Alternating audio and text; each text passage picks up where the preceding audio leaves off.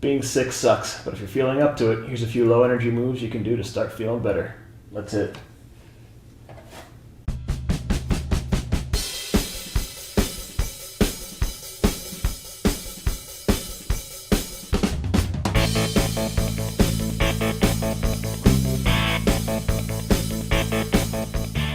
If you've been down and out for a few days, whether it's cold, flu, something else, and you want to start moving, here's a good simple way to get started. So what we're going to be doing is entirely floor-based exercises. All you need is water, a mat, maybe a couple tissues nearby, hand sanitizer. But we'll just dive right into it. Feel free to follow along. We're going to start with a couple simple stretches, moving back and forth from up dog, down dog. We're going in our downward facing dog position. Feet about hips width apart, hands in front of us, making a triangle out of the body, and coming down, flattening our toes, lifting the chest, getting the hips up off the floor, getting the muscles stretched out that might have not been moving too much for the past day or two, or week, depending how long you've been out for. We'll switch back. Stay strong through the shoulders, straight arms, tight core. Once more up. And if you need to, if it's hurting your lower back too much, you can rest the hips on the floor, but keep the shoulders upright, don't sag down. If you're able to, keep everything lifted. We'll do one more round, switch back. Weight in our palms and the toes of the feet, right in the balls of the feet. Taking a few deep breaths here. And our last switch coming forward. Back down on the laces of the shoes. Hips off the mat if you're able to, if you need to. Rest. But keep the shoulders up. Alright, come into the tabletop position. And we'll switch down. Back to our backs. Start warming up the legs a little bit, getting them moving. And work the core at the same time with flutter kicks.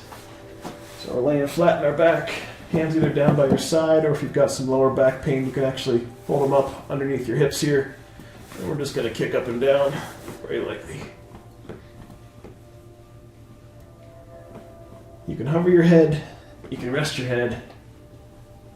If you feel like you've got the energy to make big moves, you can make them a little bit larger, but don't feel obligated. Keep them small.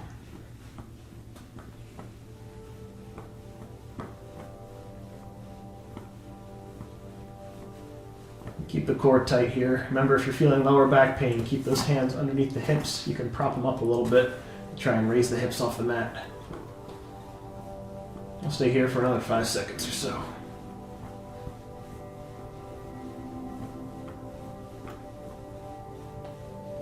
Alright, lower those feet back down. And we're going to roll onto our sides. It's along the same line of keeping the legs mobilized, getting the lower back and glutes back in a moving capacity. We'll do some side leg lifts here. So feet are going to stay stacked on top of each other. Your top leg, which is my left one, is going to lift straight up while the right stays on the ground. What I want you to keep in mind is have your toes consistently pointing out. So as you come up, don't rotate the toes towards the ceiling. Keep them pointed directly in front of you.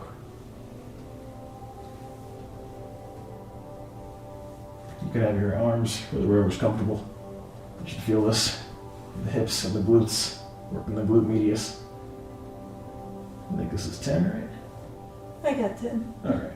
So we're going to take that top leg, plant the foot behind the bottom knee, and start with our bottom leg now. Same motion, lifting straight up, high as you can go. Being mindful again to point the toes forward and not towards the ceiling.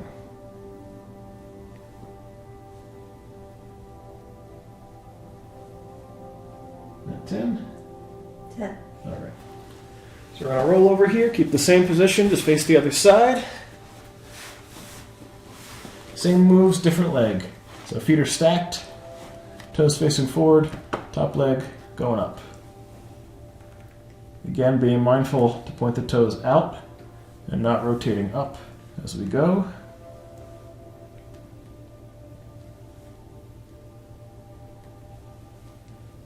If this feels a little bit too tight, don't be too concerned about your height or your depth.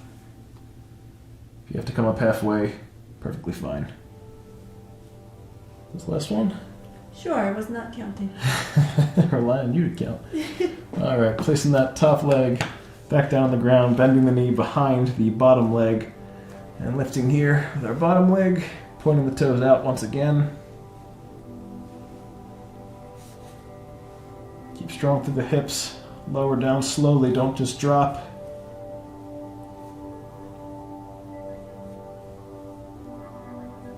I think that's good.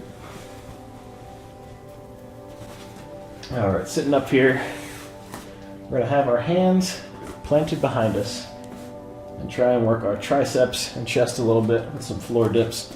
So fingers are facing either back or out. What we're going to do is actually come up with our hips off the mat, and again you can adjust your fingers to either dip back or out. I tend to prefer out. We're going to bend the elbows, not flaring out too far, rolling the shoulders in, but trying to move with our elbow pointing backwards. You'll feel this in your triceps, the backs of the arms, and a little bit in your chest. If that's a little bit too much to start out, keep the butt in the ground and try and rock yourself back and forth using the same motion, but with your butt in the ground, kind of like you're trying to sit up over and over again. We'll do 4 more.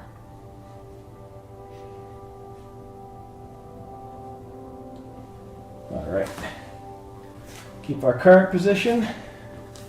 We'll lay back into a 90-90 crunch. So you've done this move with us before. What we're looking at, get a little side-facing angle here. Knees come up to make a 90-degree angle. Hands come to the side of the head, around the ears. We're not yanking on the head at any point. Really, this is just for the sake of doing something with our hands. They can be behind the head, to the side. But usually what I like to do is come up and touch my elbows to the knees so I know I'm getting the right depth of the motion. We'll get started here. A simple 90-90 crunch.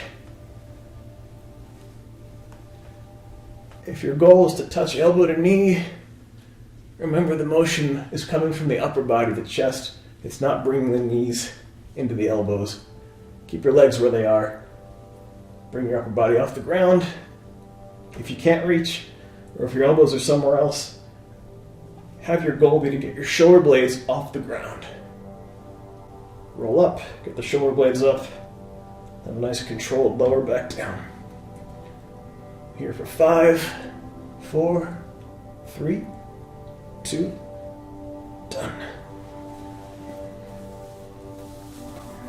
So we'll come into our tabletop position once again, getting ready to go to a plank position. So what we're going to do is actually plank switches to work our arms and our core a little bit more. Now that we've done some moving, hopefully feeling a little bit more of life returning back to you. So we'll start in a straight plank position and go down to the Sphinx. We'll switch back up to plank and rotate that as we go. So we'll do a total of 10 switches. Ready? Mm-hmm. And hit it. Down to Sphinx, up to plank. That's 1. So what you should be mindful of here is that you're switching arms. So if you go down on the left, come up on the left. When you go down on the right, come up on the right. Make sure you're switching in between and not just using your left arm or your right arm for everything each time. Keep everything nice and balanced. I am not counting, by the way. I think that was 7. All right. 8 then. Last one. We'll call that the last one. That feels right.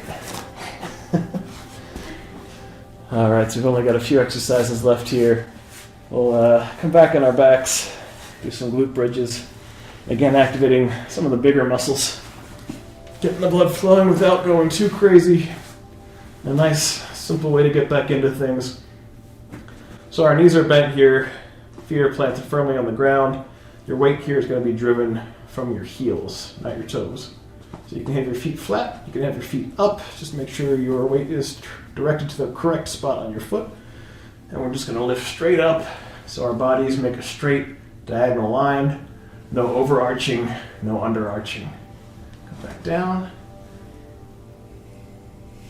And we'll go at a nice steady pace here. There's no count we're getting to, there's no time we're going for. Just getting the hips mobilized. Getting the glutes activated, working again. Things might be stiff, things might be sore, you might be a little dehydrated, so we're not pushing it.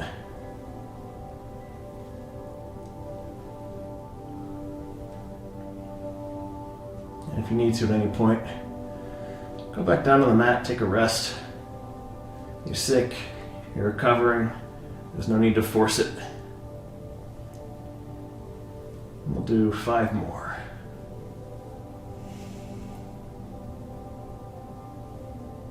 3, 2, last one. All right, nice work. So let's do one more core move and one more stretch to close this out. So we'll step into a reverse crunch next. Get a little bit of a side angle here. With a reverse crunch, we roll back and we drive our legs up. Legs come out, legs drive up.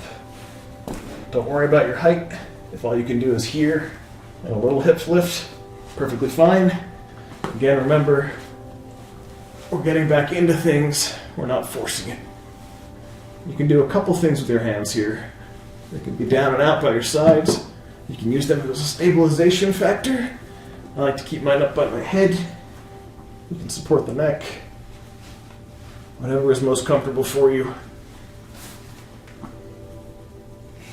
Again, if you're experiencing lower back pain with these, drive them under your hips a little bit further down and rock off of them on the way up. We'll be here for 3 more. 1, 2, last one, 3. Alright, that's it in terms of the muscular involvement. We'll get a nice light stretch in to close this out. Something comfortable, something calm. So let's do a figure 4 stretch. Back up so the camera can still see me. What we're going to do here is take our right leg, lift it up, left leg planted on the ground, cross the right leg on top of the left, take your arms, lift that left leg, give yourself a big hug underneath the leg, and we're going to pull forward. So you should feel this predominantly on the outside of the right hip. If you don't feel it enough, use your left leg and use your arms to pull in a little bit more and try and point the knee out rather than pointing it in towards your chin. If it's too much, release the arm, use one arm, pull lightly, or release both arms. But if you can, get in there, pull and hold. It'll be tight. That's why we're loosening. One more deep breath here. And we'll release the hands. Get that leg back down to the floor. Plant it on the ground. Lifting now our left leg. Bending across the right. Right leg comes up. Hands come underneath. Interlock and hug. And pull in. Remember, we're trying to keep our hips as open as we can, not pointing and crossing the legs so the knee is pointing towards the chin. Feeling that again on the outside of that left hip.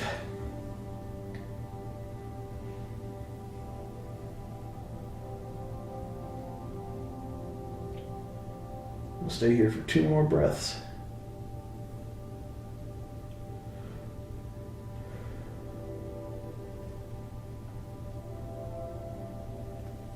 Releasing the hands, releasing the legs, getting them back down to the ground, sitting back up, leaning back. So there we have it, an easy way to get back into things, to start moving again. Hopefully you're starting to feel a little bit more like yourself. Take the time, recover properly, drink some water, get some soup. It is cold and flu season, at least at the time of filming this. So as for your challenge for the week, wash your hands. Hand sanitizer, soap and water, it goes a long way, and that is more than just sticking under the tap and quickly wetting them and then wiping them on your shirt. Looking at you guys. It's mostly a guy thing. Alright, so no matter where you are on your workout journey, you'll always fit in with us. Thanks for watching. We hope you feel better. We'll see you next time.